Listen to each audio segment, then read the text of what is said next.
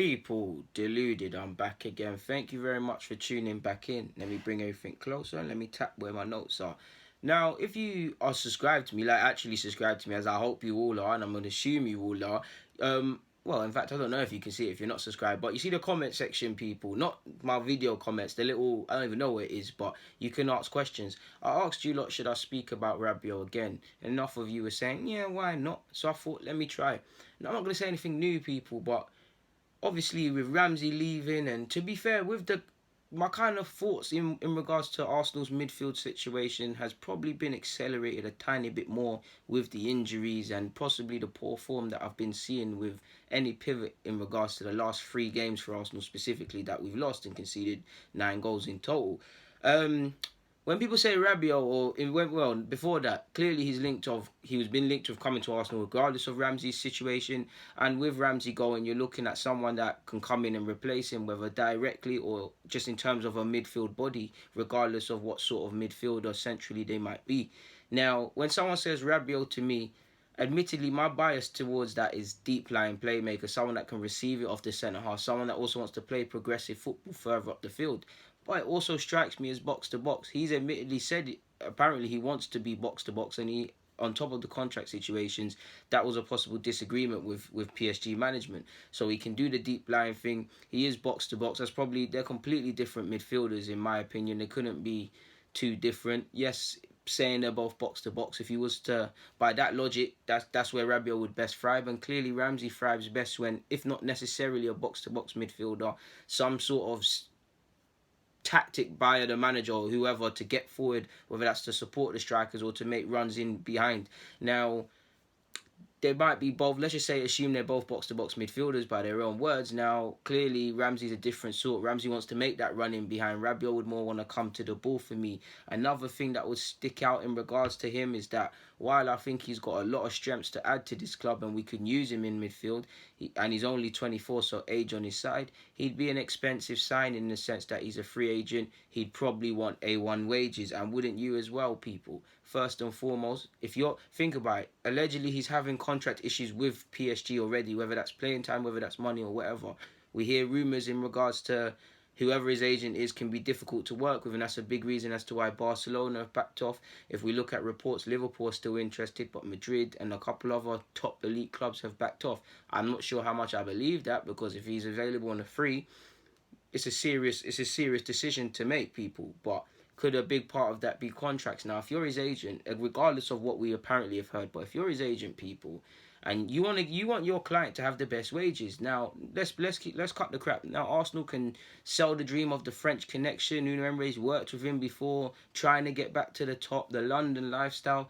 And if them other clubs have dropped out, then that's great for us. But if they're all interested, we're one of the least attractive propositions. If I'm completely honest, he'd probably consider Chelsea before us as well. Not because I believe that in my heart, just as something that tells me that. So they can probably offer him more money, better projects. So the least you would want is a good financial package, and to which we'd have to give that to him. And I'm actually for that. But what package would he want? Because if you're his agent, people, and regardless of what you think of these players, you're seeing Ozil on 300k, Mkhitaryan on a fairly decent wage. Even players like Kohler are on 120 a week or something, 100. Let's just say 100k a week, people. Because I don't know the specifics, but Kohler's on a big wage, and there's some other players give or take. Now, even Iwobi, for example, what people might say. Now, regardless of what you think of these players, if you're looking at this, you're kind of thinking, all right, cool, where do I stand up? Now, if I'm Rabiot, you're coming into Arsenal, you probably want to get that Ozil range, that Mkhitaryan, Aubameyang, Lacazette sort of bracket, that probably the wages that Ramsey wasn't going to get here that his agents allegedly wanted. So that would be the first thing. It'd be quite an expensive outlay. And as much as I'm a fan of Rabiot's, he does the one thing that stands out for all his good, I feel, trying to dictate tempo and willingness to receive the ball and try and drive past people. The one thing that's always stood out with me is again, they said this about Aubameyang, so I don't know how true, but in regards to discipline, he didn't want to be on the French standby list. I know it would hurt considering they won it as well. Didn't want to be on the French standby list in the World Cup. Now, we know it's not just him in regards to his PSG situation. He doesn't want to sign a new contract. But why? He also hasn't played. When last did he play? I swear he last played in December or before that, people. So where is his physical level at? For the money in terms of wages we're going to get and his physical level, the football he's lost now, where could he be? Now I back him to get over that. And also, could he... maybe his agents are difficult people to be around. So in regards to renewing his deal, if he was to come, in regards to getting his first contract at this club, could it prove difficult? Is it worth the hassle? And probably on a sporting front, the one thing that stands out, and is probably the one thing I actually haven't spoken about, goals and assists. Now, sometimes Ramsey is overstated as being a goal-scoring midfielder, even though I believe that in my head, because how many goal-scoring seasons of top quality has Ramsey had? He's had good seasons, but how many goal-scoring seasons? Rabiot, I mean, he trumps Rabiot for that, people. So while we're looking at our front men to score them goals, Ramsey has scored some important goals, and I think I've got his stats to hand. Rabiot's I'm referring to. 14 appearances this season, 2 goals, 1 assist. He's barely played, like I've said. Is he a messy person on that regards due to the politics and stuff? But we can't look to him for goals and assists, people. He's not going to be that goal-scoring midfielder because he's got 17 assists, 24 goals in 227 appearances for PSG. For further context, in the French First Division, the French League, Liga, 15 goals and 14 goals and 15 assists, apologies, people, in 163. So that's someone that does have quality, clearly we know, but we're not going to get goals, people. He's not going to come in here and score goals. His strengths are not that, clearly. He's a different sort of midfielder. So I know I wouldn't say goal-scoring midfielders are hard to find, but they're hard to find because off the top of my head, how many goal-scoring midfielders who really comes to head? Pogba's in my head, but how many times is he really a goal-scoring midfielder? Would you class him as that? Pogba, in my opinion, has got the ability to get 10 goals, 10 assists, and he probably is. How many? Would you say Rakitic, people? He's not exactly that because Rakitic is an all-rounder in my opinion, but that it's quite mad off the top of my head, people. Like, goal-scoring midfielders is quite mad. Like, all the midfielders I'm thinking of are more the dictating tempo, poetry, emotion sorts, people. But like I said, man, I think he's on 60k already. So you're going to want to double that and whatnot. But you're going to look to Ozil, Mkhitaryan, Aubameyang, Lacazette and Cola's wages in particular and think I should be up there as well. To have any chance. Forgive me if I've got the wages wrong. The final point for me, people, would probably be that assuming he did come, Ramsey's gone. Without anybody coming in, we'd have Xhaka, Guendouzi, Rabiot if he did come, Torreira, El Nene on paper, Joe Willock on paper. No, let's just say the people realistically that are going to feature.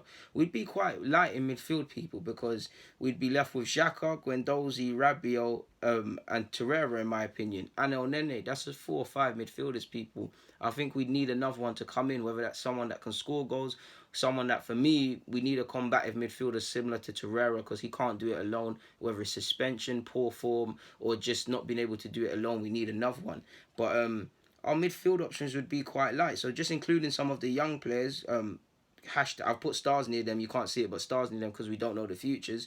But just at some point in pre-season, we could have Xhaka, Guendouzi, Rabiot, El Nene, Willock, Maitland-Niles if he's used in midfield. Willock, assuming he's not gone on loan, and Emil Smith-Rowe, considering he's not gone on loan, but he's likely to stay at Leipzig. If I'm Joe Willock, I'd believe in myself, but possibly I'd push for a loan spell, whether that's what I would want in Germany, where I could have more of a chance of playing week in, week out, similar to Nelson to a degree.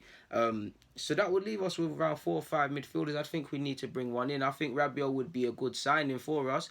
He'd help. He's actually someone that can pass the ball forward and is actually comfortable with the ball at his feet. And in regards to building and connecting play, I think there's been a gap in that. But goals and assists, that's not there. And it's going to be an expensive outlay, people, despite the fact it's a free transfer. I'm all for it, people. I'd be all for it, but I'm not sure in regards to our resources. Would we be able to conclude that without having to firstly try and move, which if we listen to reports, the Mkhitaryan's, the Mesut Ozils, obviously checks going, so they're all wages being freed up and would have to free up wages further. So it remains to be seen, people. But I would bring him if it was me. If I'm Rabiot, if I'm completely honest, I'd probably want to listen to some other proposals from Champions League clubs because I don't think he'll be short of offers. I think everybody would want Rabiot, but I just think it would be a thing where they're not going to give him the wages if they don't feel so. And if you're someone like, I don't know, City, for example, free agent, again, I wouldn't say City need him, but he ties into, I could see him being a Pep Guardiola player, used in the squad and all them things there. Liverpool, if Liverpool really do want him, playing on the clock, fighting for the league title at this moment in time, better squad than Arsenal, more of an attractive proposition. Chelsea, regardless of where they are, they won the league a couple of years ago, more recently than Arsenal. So if you're putting the two against each other and the London life and stuff, maybe they edge it. Obviously, what works for us is that we've got Una Emery and whatnot. Even if I've seen Spurs linked, and many people might laugh at Spurs, and the only obstacle you could see with Spurs possibly could be the wages. But if Levy untightens the purse strings, if something happens, then why couldn't Rabiot sign? And to be honest, they're possibly getting into a final and they're doing their thing. So there's serious proposals for him to have possibly in England and elsewhere. The PSG ties are cut. The only concerns I really have in, you can get your fitness back, but he's missed a lot of football and he's incredibly lacking match fitness now. So his physicality, where is he? The people around him, can they be difficult to work with? Obviously, the goals and assists, as much as I like him as a midfielder, is he directly replacing something that we're going to be missing, or adding what we're missing beyond just being a good, competent midfielder? Because that's what you got to consider, people. My bias is Rabiot. I like Rabiot, but I have to consider, would it be a good signing generally for us? And I think it would, but there are some possible concerns. Una Emery knows best. The club know best what they're doing. They know if we're really up for him or going in for him, but in regards to me just speculating and giving you lot some of my thoughts, I'm out. So people, stay safe. Deluded. Thank you for watching.